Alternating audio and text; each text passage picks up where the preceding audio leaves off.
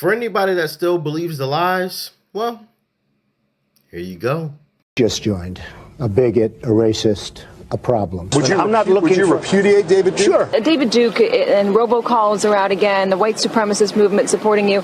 Do you have any words for that? Well, I disavow. David Duke endorsed me? Okay. All right. I disavow. Okay? When we looked at it and looked at the question, I disavowed David Duke. So I've disavowed David Duke all weekend long on Facebook, on Twitter, and obviously it's never enough. So are you prepared right now to make a clear and unequivocal statement renouncing the support of all white supremacists? Of course I am. Of course I am. When Chris joined, we had a news conference, and they asked me the exact same question. I said, I disavow. I disavowed then. I disavowed today on ABC with George Stephanopoulos. I disavowed again. David Duke is a bad person who I disavowed on numerous occasions over the years. I totally disavow the Ku Klux Klan. I totally disavow David Duke. Ultimately, he got to the Ku Klux Klan, which obviously I'm going to disavow. I've rejected David Duke.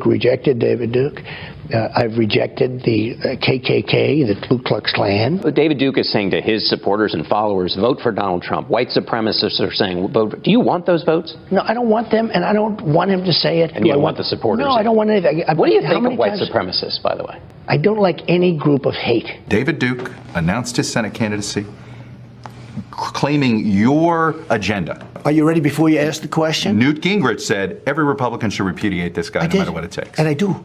Rebuked. Is that okay? Rebuked. Rebuked. Done. Do you want white supremacists to vote for you?